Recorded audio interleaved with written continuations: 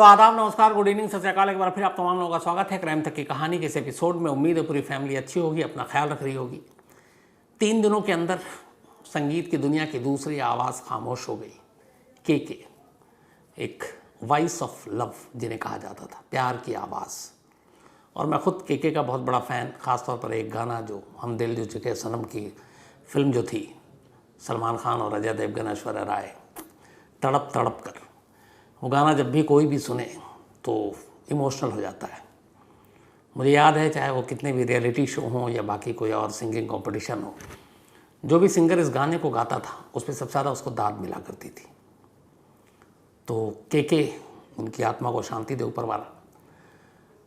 के की मौत की खबर सुबह सुबह आई, हालांकि देर रात ही आ चुकी थी।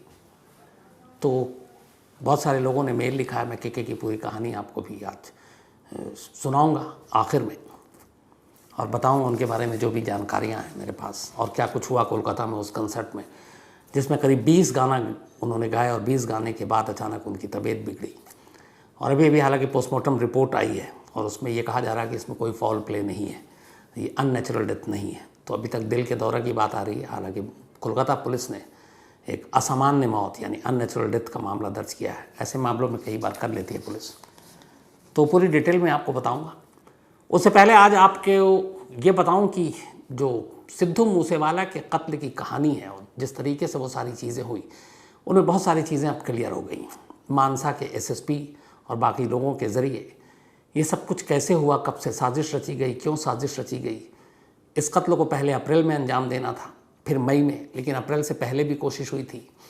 पंजाब में चुनाव था, तो सारी चीज़ें, और ये एक इत्तेफाक से अचानक कत्ल हुआ जिस दिन ये हुआ, यानी कि 29 मई को। उस दिन होना नहीं था, लेकिन कुछ ऐसी चीज़ें हुई कि अचानक जो शूटर थे वो भी हैरान हो गए। तो ये सारी कहानी आपके सामने है।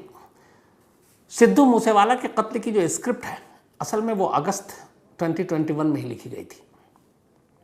अगस्त के महीने 2021 में पंजाब के मोहाली में एक लॉरेंस बिश्नोई का करीबी और अकाली नेता, इनका नाम विक्की मिद्दू खेड़ा, विक्की मिद्दू खेड़ा की मोहाली में सरेआम गोली मारकर हत्या कर दी गई। पुलिस इसके बाद जांच करती रही। ये कत्ल शायद 7 अगस्त 2021 को हुआ। इसी दौरान में इधर दिल्ली पुलिस कुछ लोगों को गिरफ्तार करती है, और उस गिरफ्तारी के बाद अचानक एक शख्स से पूछताछ में वो विक्की मिद्दू खेड़ा कत्ल की बात करता है और कहता है कि इस कत्ल के पीछे एक पंजाबी सिंगर के मैनेजर का हाथ है। अब उससे ये सारी चीज़ें पूछी दिल्ली पुलिस के स्पेशल सेल ने, लेकिन पुलिस जो केस था वो दिल्ली पुलिस का था नहीं। उन्होंने पंजाब पुलिस को इसकी इन्फॉर्मेशन दे दी। इसके बाद इन्फॉर्मेशन दी और बताया कि ये है। तो पता चला कि जो पंजाबी सिंगर है वो सिद्धू मूसेवाला हैं, क्योंकि उन्हीं के मैनेजर की बात हो रही थी, और उनके मैनेजर का नाम था शगनप्रीत। तो शगनप्रीत सिंह दिल्ली में इत्तेफाक से जो क्रिमिनल पकड़ा गया, उसने ये खुलासा किया। अब ये टिप्स पंजाब पुलिस को दी गई। पंजाब पुलिस के पास नाम आया तो अब शगनप्रीत की तलाश शुरू हुई। लेकिन पता चला कि 10 अगस्त से ही, मतलब कत्ल के 3 दिन बाद से ही, शगनप्रीत गायब। अब शगनप्रीत की तलाश हुई और वो गायब, मिल नहीं रहा। इधर ये बात तिहाड़ जेल में बैठे लॉरेंस बिश्नोई तक पता चली कि दिल्ली पुलिस ने यह खुलासा किया है कि जो उसके ख़ास एक विकी जिसका कत्ल हुआ है, उसके कत्ल के पीछे सिद्धू मूसेवाला के मैनेजर का हाथ है। अब भी बात कुछ नहीं थी। इधर उसको पुलिस ढूंढ रही है, इधर लॉरेंस बिश्नोई ने अपने आदमी लगा रखे हैं। लेकिन फिर खबर आती उसी अगस्त के महीने में कि शगनप्रीत इंडिया में है नहीं, वो तो ऑस्ट्रेलिया भाग गया। अब जब ये खबर लॉरेंस बिश्नोई तक पहुंचती है तो लॉरेंस बिश्नोई को लगता है कि शगनप्रीत अपने दमबूते पर अकेले ऑस्ट्रेलिया नहीं भाग सकता, इसकी कुछ लोगों ने मदद की होगी। और उसे लगता है कि ये उसका अपना मानना था कि सिद्धू मूसेवाला की वो हैसियत है जो उसे ऑस्ट्रेलिया भेजने में मदद कर सकता है। और यहीं से लॉरेंस बिश्नोई के दिमाग में सिद्धू मूसेवाला के लिए एक दुश्मनी शुरू हो गई। उसे लगा कि जिस शख्स का हाथ है उसके अपने करीबी के कत्ल में, उससे सिद्धू मूसेवाला बचा रहा, और उसके बाद उसने उसको बचाकर ऑस्ट्रेलिया भेज दिया। लॉरेंस बिश्नोई की इस बात पे गुस्सा है और उसने कहा कि अब वो चूँकि शगनप्रीत तो है नहीं, तो सिद्धू मूसेवाला से बदला लेंगे। इसके बाद उसे धमकियाँ भी दी जाने लगी। अब लेकिन इधर इशू ये था कि खुद लॉरेंस बिश्नोई जेल में काम कैसे करे। तो फिर उसे याद आया अपने उस जूनियर साथी का, यानी कि गोल्डी बराड़ का, जो कनाडा में है और उसके सारे काम देख रहा है। लॉरेंस बिश्नोई ने गोल्डी बराड़ तक ये संदेश भिजवाया। गोल्डी बराड़ ने कहा ठीक है। अब उसने अपने शूटरों की तलाश शुरू की। इधर महीना बीतता जा रहा था। साल के आखिर में आते आते चुनावी सरगर्मियां शुरू हो गई और फिर पता चला कि सिद्धू मूसेवाला को कांग्रेस ने टिकट दे दिया और वो मानसा विधानसभा क्षेत्र से चुनाव लड़ रहे हैं। तो अब चुनाव के वक्त, और एक तरह से जब धमकी मिली थी तो सुरक्षा बढ़ गई थी। उस वक्त 8-8 गनर थे, सरकारी गनर सिद्धू मूसेवाला के पास। तो ऐसे में भी निशाना बनाना बड़ा जोखिम भरा काम था।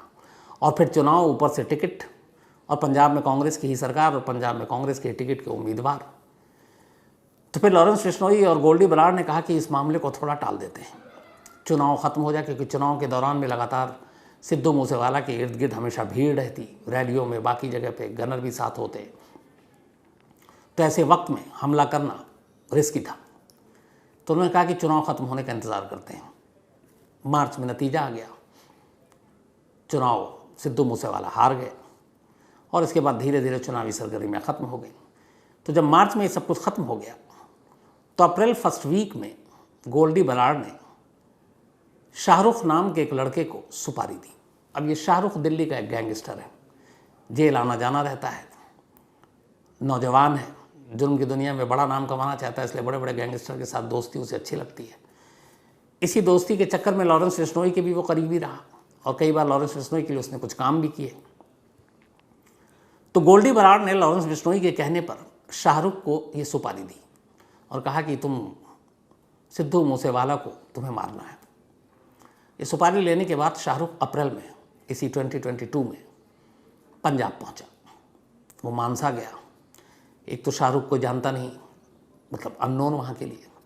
वहाँ जाकर उसने बाकायदा कई दिनों तक रैकी की कि सिद्धू मूसेवाला के घर के आसपास के रास्ते कैसे हैं, कौन कौन घर में होता है, कितने गार्ड हैं, कौन सी गाड़ियाँ हैं, वो कब कहाँ रूटीन है, कब घर से निकलते, कब बाहर आते, कब वापस जाते, किन किन फंक्शनों में जाते, कब गांव से निकलकर चंडीगढ़ या दूसरे शहरों में जाते। इसने सारी रैकी कर ली और इसी रैकी के दौरान पता चला कि सिद्धू के पास अपनी एक बुलेट प्रूफ गाड़ी भी है और सिक्योरिटी भी है। लेकिन इन सब के बावजूद जब उसकी रैकी पूरी हो गई और अब उसे अपने काम को अंजाम देना था, बस उसे एक मौके की तलाश थी। लेकिन इत्तेफाक से वो मौका उसके हाथ आता उससे पहले ही दिल्ली पुलिस के स्पेशल सेल को किसी मुखबिर से खबर मिली कि शाहरुख कहीं मौजूद है। और दिल्ली पुलिस के स्पेशल सेल को शाहरुख की तलाश थी दिल्ली में हुए क्राइम के सिलसिले में। मुखबिर के बताए हुए पते पर पुलिस पहुंचती है और शाहरुख को पकड़ लेती है। अब शाहरुख दिल्ली पुलिस की हिरासत में। काम उसे दिया गया था सिद्धू मूसेवाला का कत्ल करना, रैकी कर चुका लेकिन काम किया नहीं। अब दिल्ली पुलिस की स्पेशल सेल उससे पूछती है कहाँ थे, क्या क्या थे। तो पता चला कि वो पंजाब में भी गया और मानसा। तो अब स्पेशल सेल को लगा कि ये मानसा में क्या कर रहा था। तब कहते हैं कि उस वक्त अप्रैल में ही शाहरुख ने दिल्ली पुलिस को ये बताया कि वो मानसा गया था रैकी करने के लिए पंजाबी सिंगर सिद्धू मूसेवाला के कत्ल के लिए। और इसकी सुपारी जो है गोल्डी बराड़ ने दी है, लॉरेंस बिश्नोई भी इसमें शामिल है। अब दिल्ली पुलिस को जब सब कुछ ये पता चला और ये भी मालूम था, पहले से ही थ्रेट था सिद्धू मूसेवाला को, तो कहते हैं दिल्ली पुलिस ने पंजाब पुलिस को ये इनपुट दिया कि ऐसे ऐसे है और एक रैकी भी हुई है, जान को खतरा है। तो पहला अटेम्प्ट अप्रैल में शाहरुख की गिरफ्तारी की वजह से अधूरा रह गया। अब जब उसकी गिरफ्तारी की खबर लॉरेंस बिश्नोई और गोल्डी बराड़ तक पहुंची तो वो भी परेशान हो गए। उन्हें लगा कि इतनी सारी मेहनत की, सारी रैकी हो गई, अब क्या करें। शाहरुख पकड़ा गया। अब दो चीज़ें थी, एक उन्हें यह भी था कि शाहरुख शायद सब उगल दे और अगर वो बता देगा कि सिद्धू मूसेवाला की रैकी हो रही है, उसके कत्ल की प्लानिंग कर रहे हैं, तो पंजाब पुलिस सिद्धू मूसेवाला की सुरक्षा और कड़ी कर देगी। ऐसे में उस तक पहुँचना और मुश्किल होगा। तो उन्होंने तय किया कि जितनी जल्दी हो सके इस काम को अंजाम देना है। लेकिन अब मुसीबत ये थी कि इसके लिए नए शूटरों की टीम कहाँ से तलाश करें। अब लॉरेंस बिश्नोई की टीम में कहते हैं कि बहुत सारे शूटर हैं और उसकी एक वजह है कि वो अलग अलग स्टेट में अलग अलग शूटर रखता है, उत्तराखंड में, हरियाणा में, यूपी में, राजस्थान में, दिल्ली में, पंजाब में। पर उसे चाहिए थे ऐसे शूटर जिसका पंजाब से कोई कनेक्शन ना हो, ताकि काम हो और फिर पकड़ने में मुश्किल हो। गोल्डी बराड़ अपनी इस तलाश में लगा रहा और आखिरकार कहते हैं 6 से 7 शूटर की इसने निशानदेही की और उन्हें ये काम सौंपने की जिम्मेदारी उठाई। अलग अलग जेल में बंद जो गैंग सरगना थे उनके ज़रिए उन शूटरों तक पहुंचा, कनाडा में बैठकर ही सारा कंट्रोल किया और फिर 6 से 7 शूटर की एक टीम बनाई और उन्हें कहा कि तुम्हें एक काम को अंजाम देना है। शूटरों का काम सिर्फ गोली मारना था, इसके अलावा एक दूसरी टीम बनाई गई। उन दूसरी टीम का काम था कि पंजाब में और उस मानसा में इन शूटरों की टीम को गाड़ी मुहैया कराना जिस पे ये हमला करेंगे, जिसमें ये भागेंगे। और एक तीसरी टीम थी जिसको ये काम सौंपा गया कि तुम इन शूटरों को पंजाब में हथियार मुहैया कराओगे, क्योंकि हथियार लेकर चलना, ट्रैवल करना रिस्की था, कहीं तलाशी में, चेकिंग पे, कहीं नाके पे पकड़े न जाए। तो वहीं मौके पे ही उनको हथियार सप्लाई किया जाना था। तो 3 अलग अलग टीमों को ये काम बांटे गए। अब इसके बाद शूटरों की टीम, जो अभी तक की खबर है, वो कहते हैं शायद 27 या 28 मई को मानसा पहुंच गई, यानी कि सिद्धू मूसेवाला के घर। और घर से कुछ दूरी पर उन लोगों ने अपना डेरा जमाया और रेकी शुरू कर दी, इस तरीके से किसी को शक ना हो। 2 गाड़ियां थी उनके पास, एक क्रोला और एक बोलेरो। क्रोला से वो रेकी करते थे। उन्होंने 28 मई को भी रेकी की, कुछ 27 मई को भी की। उस रेकी के दौरान कुछ जगहों पे सीसीटीवी कैमरे लगे हैं। वो गाड़ी जो क्रोला है वो उसमें कैद भी हो गई और बाकायदा उनको यूं बेवजह घूमते हुए दिख भी रही है वो गाड़ी। तो 2 दिन की रेकी हो गई, 6 से 7 शूटर मानसा में मौके की तलाश में। लेकिन इस दौरान उन्होंने जो जानकारी हासिल की वो ये था कि वो बुलेट प्रूफ गाड़ी में ही निकलते हैं ज़्यादातर। अब बुलेट प्रूफ गाड़ी को घेर भी ले तो निशाना बनाना मुश्किल होगा, क्योंकि गोली का कोई असर नहीं होगा और फिर वो गाड़ी भाग सकती है। तो उन सारी चीज़ों की प्लानिंग हो रही थी और अभी इनको रेकी करनी थी। जो सारी चीज़ें सामने आ रही उसके हिसाब से शायद 29 मई भी तारीख फिक्स नहीं थी मौत की, वो भी शायद उस दिन भी रेकी ही होनी थी। लेकिन अजीब अजीब इत्तफाक हुए 29 मई को, बल्कि 28 की शाम से ही शुरू हो गए। सबसे पहले शाम को 28 तारीख को पंजाब पुलिस की तरफ से एक ऑर्डर पास हुआ कि पंजाब के जो बहुत सारे वीवीआईपी हैं, सरकार का बर्डन कम करने, खर्चा कम करने के लिए उनकी सुरक्षा हटा दी जाएगी या कम कर दी जाएगी। ऐसे बहुत से लोगों की सुरक्षा कम कर दी गई, हटा दी गई। उनमें से एक नाम सिद्धू मूसेवाला का। सिद्धू मूसेवाला के पास तब 8 सरकारी गनर हुआ करते थे। 8 में से 2 हटा दिए गए, अब बचे 2, बल्कि 6। अब संडे का दिन 29 मई, गांव में उधर मानसा में वो शूटर इंतज़ार में है, रेकी कर रहे हैं। संडे की शाम को सिद्धू मूसेवाला को अपने एक रिश्तेदार को देखने अपने घर से करीब 12 किलोमीटर दूरी पर एक गांव में जाना था। साथ में उनके एक कज़न और एक पड़ोसी को भी जाना था। तो ये तीनों लोगों को निकलना था। अब संडे की सुबह ही 2 जो सरकारी गनर हैं वो तो वापस ले लिए गए, क्योंकि सुरक्षा कम हो गई थी। बचे 6 नहीं, बल्कि 6 थे, उनमें से 2 हटा दिए गए, तो अब बचे 4। 2 को कुछ अलग अलग फंक्शन थे सरकारी और कुछ मंदिर और गुरुद्वारे में, तो वहाँ पे उनकी ड्यूटी लगा दी गई उस दिन के लिए कि आप जाइए और उस दिन आप 2 लोग वहाँ ड्यूटी लगाइए। तो 6 में से 4 हट गए, मैं 8 मैंने गलत बोला था। उसके बाद अब बचे 2 सरकारी गनर सिद्धू मूसेवाला के घर पर मौजूद। शाम 4:30 बजे कज़न और पड़ोसी इनके साथ सिद्धू मूसेवाला तैयार होकर बाहर आए और बैठना है बुलेट प्रूफ गाड़ी में। लेकिन बुलेट प्रूफ गाड़ी में बैठते उससे पहले ही जो उनके साथ उनके कज़न थे, उन्होंने अचानक कहा, उनका बयान आया, वो भी गोली में घायल हुए, कि गाड़ी के पास पहुंचकर कहा कि नहीं यार, आज हम बुलेट प्रूफ से नहीं चलते हैं, आज हम थार से चलते हैं, जो कुछ दिन पहले खरीदी थी। पास में ही जाना है, जल्दी लौट आएंगे, कोई इशू है नहीं। दोनों गनर साथ में खड़े हुए हैं। सिद्धू ड्राइविंग सीट पर बैठ गए थार में, उनका कज़न आगे और पड़ोसी पीछे। दोनों अब जो सरकारी गनर थे वो भी थार की तरफ बढ़े बैठने के लिए। सिद्धू ने अचानक उनसे कहा कि आप यहीं रुक जाइए, आप मत आइए साथ, हम बस यूं गए और आए, थोड़ी दूर की बात है। और ये कहकर उन दोनों सरकारी गनर को रोक दिया। रोकने के बाद अब सिद्धू उन दोनों के साथ थार गाड़ी स्टार्ट करके निकल गए। अब इधर रैकी हो रही है शूटरों की, 2 दिन से डेरा जमाए हुए हैं, तो आसपास में भी है जो मैसेज पास करते हैं। अब उन्होंने अचानक देखा कि एक थार निकली सिद्धू मूसेवाला के घर से और उसमें 3 लोग हैं, और उसने ये भी देखा कि ड्राइविंग सीट पे खुद सिद्धू मूसेवाला। तो वो भी बड़ा हैरान, और उसने देखा कि कोई गनर नहीं है, बुलेट प्रूफ गाड़ी नहीं है। उसने ये मैसेज आगे पास आउट किया। उधर शूटर की टीम अपना कहीं आराम कर रही थी। उन्हें जैसे ही ये बात पता चली संडे की शाम को, तो वो भी थोड़े हैरान कि बिना गनर के, बिना बुलेट प्रूफ गाड़ी के ये 3 अकेले। तो उन्होंने कहा यही मौका है। इसके बाद वो उसी रूट पर उन्होंने अपनी गाड़ी लगा दी। करीब 8 किलोमीटर दूर सिद्धू मूसेवाला के घर से एक गांव पड़ता है जवाहर की, वहाँ पे जैसी ही ये गाड़ी पहुँची, शूटर पहले से इंतज़ार कर रहे थे क्योंकि उसे मैसेज सिद्धू मूसेवाला के घर से निकलते ही किसी एक ने दे दिया था।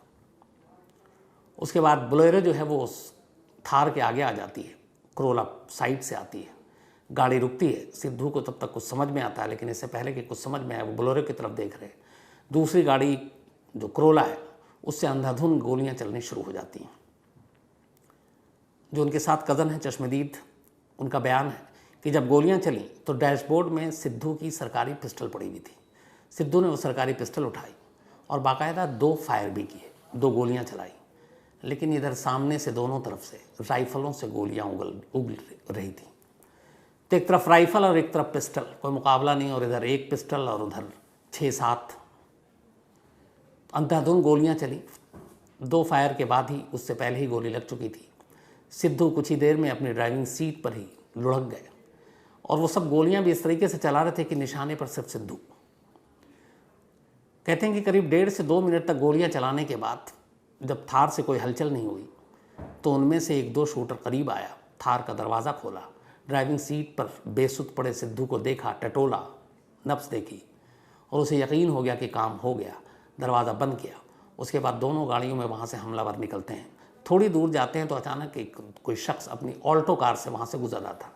इन्होंने उसके आगे भी अपनी गाड़ी रोकी, गन पॉइंट पे उनको गाड़ी से बाहर निकाला, ऑल्टो वाले को, और उसके अंदर ये शूटर बैठ गए करीब 3 से 4 और अपनी वो करोला कार वहीं सड़क किनारे छोड़ दी। तो कुछ शूटर बोलेरो में भागे और कुछ उस ऑल्टो में, और वहाँ से निकल गए। जो बाकी दोनों थे वो जख्मी थे, गोली लगी थी, लेकिन उनके जान को कोई खतरा नहीं और ठीक ठाक हैं। उन्हीं में से एक ने यह बयान भी दिया है। तो कुल मिलाकर इस तरीके से इस पूरे कत्ल को अंजाम दिया गया। अब यहाँ पे सवाल ये है, जो पुलिस तफ्तीश कर रही है, वो ये कि 4:30 तक बुलेट प्रूफ से जाना तय था, दोनों सरकारी गनर का जाना तय था। ऐसा क्या हुआ कि सिद्धू ने बुलेट प्रूफ की जगह थार में बैठने के लिए कहा और सरकारी गनर को भी छोड़ा? क्या कोई इनसाइडर था? और क्या जो रैकी हो रही थी घर के आसपास में कोई और भी ऐसा था जो सिद्धू का भी जानने वाला था और मिला हुआ था और उसने ये सब कुछ पास आउट किया? लेकिन उससे भी बड़ी चीज़ यही है कि जब ख़तरा है, सब कुछ है, और सिद्धू अमूमन बुलेट प्रूफ गाड़ी के बिना कभी बाहर नहीं निकलते।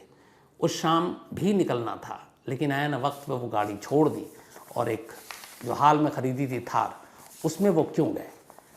इन सवालों के जवाब पुलिस अपनी इस इन्वेस्टिगेशन में तलाश करने की कोशिश कर रही है। तो ये थी एक पूरी साजिश की कहानी, और इस कहानी से ये पता चलता है कि काम अप्रैल में होना था, शाहरुख पकड़ा गया इसलिए नहीं हो पाया। इससे पहले भी साजिश की तैयारी हो चुकी थी, लेकिन चुनाव ने इन चीज़ों को टाल दिया और सिद्धू खुद चुनाव लड़ रहे थे, तो इसलिए भी जो शूटर थे वो पीछे हटे। उन्होंने कहा एक बार मामला शांत हो जाए। फिर सिद्धू चुनाव हार गए, चुनावी गहमागहमी ख़त्म हो गई। 13-14 कितने मार्च को नतीजा भी आ गया। तो ये सारा प्लानिंग में वक्त लगा, लेकिन असली जो स्क्रिप्ट लिखी गई थी वो अगस्त से ही शुरू हो गई थी, और अगस्त से ही प्लानिंग थी कि मारना है। कई चीज़ों ने इसको डिले किया था। एक शाहरुख तो खैर पकड़ा गया, उस वजह से भी डिले हुआ। अब पुलिस का ये है कि उन्होंने इन 6 से 7 शूटरों में से 3 की आइडेंटिफिकेशन कर ली है, 3 की शिनाख्त कर ली है, लेकिन अभी उससे ज़्यादा और कुछ बताने के लिए वो तैयार नहीं। उनका कहना है इससे हमारे इन्वेस्टिगेशन पे असर पड़ेगा।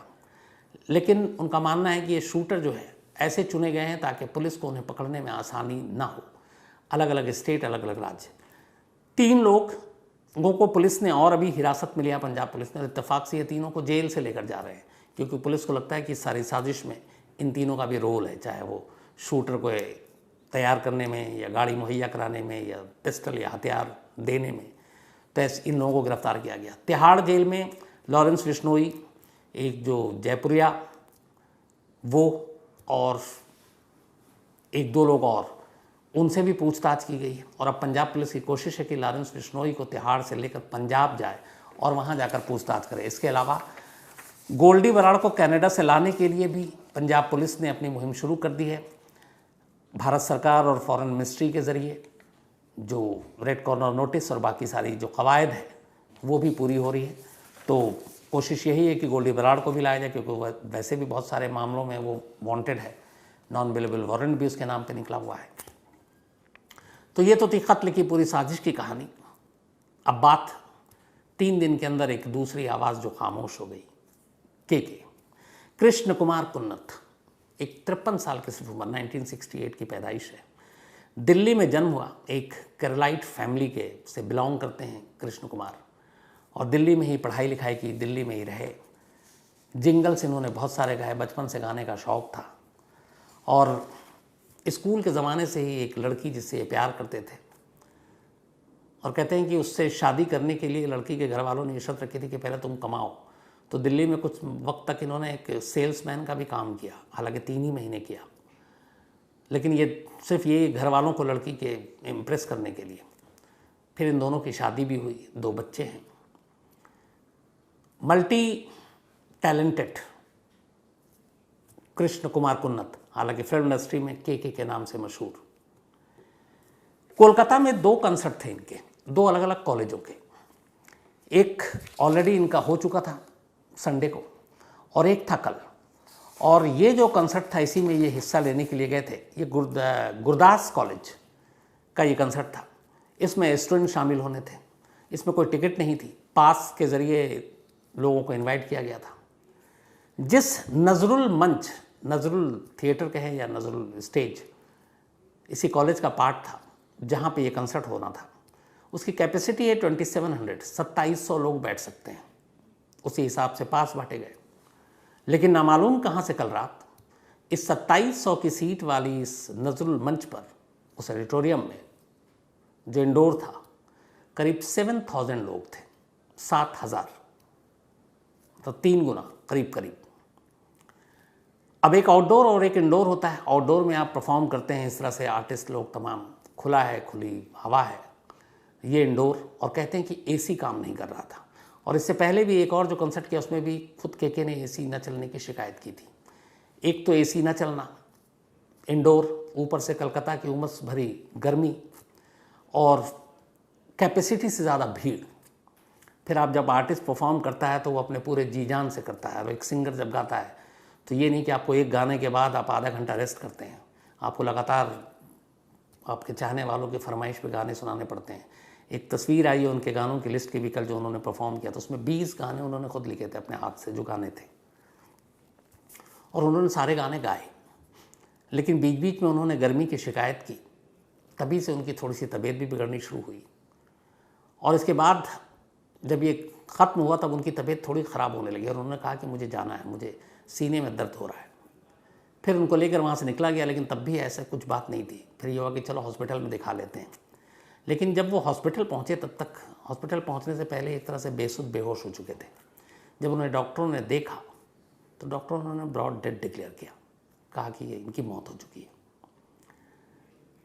अब ये खबर जो है तब किसी बम के गिरने जैसा था। एक ऐसा शख्स जो अभी इतने लाइव ऑडियंस के सामने लाइव परफॉर्म कर रहा है, पूरे जोश खरोश के साथ, पूरे सुर ताल के साथ गाने गा रहा है, उसकी अचानक इस तरह से मौत, ना कोई तबीयत ख़राब, ना बीमारी। उनके जो कुलीग, जो बाकी सिंगर, उन्होंने कहा कि वो ग्रीन रूम में आए तो सबसे हंसकर बात कर रहे थे। लगातार उन्होंने हर एक से नॉर्मल से बात किया, एकदम जैसे उनका मूड है वैसे ही रहे, स्टेज पे वैसे ही खुश, पब्लिक की डिमांड भी पूरी कर रहे हैं, और वही जोश, वही एनर्जी। और अचानक ये सब कुछ कैसे हुआ, कोई यकीन करने को तैयार नहीं। तो खैर बाद में हॉस्पिटल उनके परिवार वाले पहुँचे, पोस्टमार्टम हुआ है, और अभी कुछ देर पहले पोस्टमार्टम की शुरुआती रिपोर्ट आई है। तो उसमें कहा गया कि ये शुरुआती रिपोर्ट में ये कि अननेचुरल डेथ नहीं है, कहीं से फाउल प्ले नहीं है। हालांकि कोलकाता पुलिस ने एक FIR दर्ज की अननेचुरल डेथ की। उसकी वजह है कि कुछ लोगों ने कहा कि उनके चेहरे पे और पेशानी पे कहीं कुछ चोट के निशान पाए गए हैं। तो अब ये अभी जांच में पता चलेगा वो चोट के निशान कौन से हैं, नॉर्मल हैं, बेहोश होकर गिरने के लिए वजह से हुए हैं, या फिर धक्का मुक्की या कुछ और वजह है। जिस होटल में वो रुके कोलकाता में, उस होटल के स्टाफ से भी पूछताछ हो रही है, उनके खाने पीने बाकी चीज़ों में क्या कुछ था। तो इन सारी चीज़ों की इन्वेस्टिगेशन जारी है। लेकिन कुल मिलाकर अफसोस की बात यह है कि पूरी फिल्म इंडस्ट्री जो है वो सदमे में है, क्योंकि एक ऐसा सिंगर जिसकी आवाज़ वाकई रूहानी आवाज़ थी, वॉइस ऑफ लव, जिन्होंने एक से एक गाने दिए, जो मैंने बताया कि जैसे अपना मेरा फेवरेट गाना ऑल टाइम में से भी है, तड़प तड़प के इस दिल में। और इस्माइल दरबार इसके म्यूज़िक डायरेक्टर थे, कि इसकी भी एक कहानी है कि ये गाना जो है ये रिकॉर्ड हो चुका था और इस्माइल दरबार इसके म्यूज़िक डायरेक्टर थे। एक कहीं पे कोई फंक्शन था या फिल्मी ही कुछ, तो ये गाना बज रहा था। अचानक इत्तेफाक से उसी वक्त वहाँ सलमान खान आ गए और उस वक्त ये फिल्म जो है, जिस फिल्म में इसको इस्तेमाल किया जाना था, वो फिल्म अभी शूट वूट हो रहा था। तो लोकेशन पे अक्सर इस्माइल दरबार भी पहुँचते थे। तो सलमान खान को पता नहीं था कि ये गाना शूट हो चुका है, और चूँकि संजय लीला भंसाली इसके डायरेक्टर थे और ये किस फिल्म का गाना है उन्हें कुछ पता नहीं था। तो वो आए, गाना बज रहा था। जब गाना बज रहा था तो अचानक सलमान खान ने उसको सुना और उसके थोड़ी देर के बाद इस्माइल दरबार की तरफ देख के पूछा कि ये कौन है, किसने गाया। तो इस्माइल दरबार ने ये कहा अपने इंटरव्यू में कि जब सलमान खान ने कहा तो मैं घबरा गया, डर गया कि यार ये क्या है, ये कह देंगे कि ये तो बड़ा बुरा है, ये अच्छा नहीं गाया है, और उन्हें ये भी पता नहीं कि इन्हीं की फिल्म में इस्तेमाल होना है। तो बोले मेरी हवा ख़राब हो गई थोड़ी देर के लिए। तो उन्होंने पूछा क्या हुआ। बोले नहीं, ये बहुत अच्छा गाना गाया है, इसकी बहुत अच्छी आवाज़ है, और तुम देखना ये जो भी गाना सुनेगा ये वो रो पड़ेगा, उसको ये रुला देगा। तो उन्होंने कहा तब मुझे एहसास हुआ। और इसके बाद ये गाना जो है हम दिल दे चुके सनम जो फिल्म है, वाकई उस फिल्म का सुपरहिट गाना, और आज भी ये गाना वैसे हिट है। इसके अलावा भी उन्होंने बहुत सारे सलमान खान की फिल्मों में गाया, बाकी के फिल्मों में भी बहुत सारे ऐसे गाने गाए, और मतलब एक मल्टी टैलेंटेड सिंगर इस तरह से जाना, ये अपने आप में बेहद अफसोसनाक है। पर क्या कीजिएगा, ज़िंदगी और मौत ये दोनों ऐसी चीज़ें हैं जिसका फ़लसफ़ा कोई नहीं जान पाया। कब मौत किसको आ जाए कुछ कहा नहीं जा सकता। ऊपर वाला उनकी आत्मा को शांति दे, उनके घर वालों को सब्र अता फरमाए, यही दुआ कर सकते हैं पूरी क्राइम तक फैमिली की तरफ से। आज श्रवण मंजू बिश्नोई इनका जन्मदिन है, तो हैप्पी बर्थडे आपको श्रवण जी। इसके अलावा हर्ष वाजपेयी का भी आज जन्मदिन है, हैप्पी बर्थडे हर्ष। अनिकेत कुमार इनका भी जन्मदिन है, तो हैप्पी बर्थडे अनिकेत। और कैरोल में रिगो इनका भी आज जन्मदिन है, तो हैप्पी बर्थडे कैरोल। और रोनाल्ड रिगो ने भेजा है, इनके फादर हैं। जतिन प्रजापत के मम्मी और पापा, इन दोनों का बर्थडे है, इन्होंने नाम नहीं लिखा, तो जतिन जी आपके mom and dad, mummy papa, माँ बाप दोनों को बहुत बहुत बधाई। और जतिन के अलावा श्रद्धा और जैनिशा ने भेजा है। इसके अलावा राधिका जी की आज एनिवर्सरी है, तो हैप्पी बर्थडे राधिका जी। कुणाल पांडे ने भेजा है, लेकिन आपके पति का इन्होंने नाम नहीं लिखा। मुश्ताक अहमद इनकी भी एनिवर्सरी है, इन्होंने भी अपनी वाइफ का नाम नहीं लिखा, असम से हैं, तो आप दोनों को ही मुबारक। इसके अलावा हर्ष कुमार, संदीप सरकार गुवाहाटी से, चंदन शर्मा, रमेश चंदन, रजत भारद्वाज, मोनू, कमल, मोहम्मद यूनुस, ये तमाम लोगों ने के की कहानी की बात कही थी, तो मैंने वो आपको जितनी जानकारी थी पूरी बताई। इसके अलावा किरण कौर हैं, इन्होंने ये लिखा है कि सिद्धू मूसेवाला का पूरा नाम जो असल में वो शुभदीप सिंह सिद्धू है, शुभदीप सिंह, लेकिन जब वो म्यूज़िक इंडस्ट्री में है तो फिर वो सिद्धू मूसेवाला गांव का उन्होंने अपना नाम अपना लिया। कृष्ण बोहिदार हैं, और थैंक यू सो मच आपके मेल के लिए और आपने जो कहा है उसके लिए भी। अनूप बर्मन जी एक स्टोरी की फरमाइश की है, मोहम्मद यावर ने भी एक स्टोरी की फरमाइश की, शैलेश पटेल हैं, अजहर सैयद हैं, टीएस कार्तिक हैं, रवि वाजा हैं राजकोट से, संदीप सिंह हैं, सीए संदीप बिश्नोई हैं, हरमन कुल्लर हैं, राहुल यादव हैं, इनको बेटी हुई है, तो बहुत बहुत मुबारक, ऊपर वाला लंबी उम्र दे, अच्छा रखे हमेशा। खैम बिस्ट हैं नेपाल से, वीर केपी हैं, और बबलू सिंह हैं पटना से। Thank you so much Bablu भाई आपके खूबसूरत मेल के लिए, हमेशा मुझे आपका ये मेल याद रहेगा, लव यू हमेशा। तो आज इतना ही, अब आपसे मुलाकात होगी कल रात 9 बजे किसी नई कहानी के साथ, तब तक अपना ख्याल रखिएगा। Thank you very much.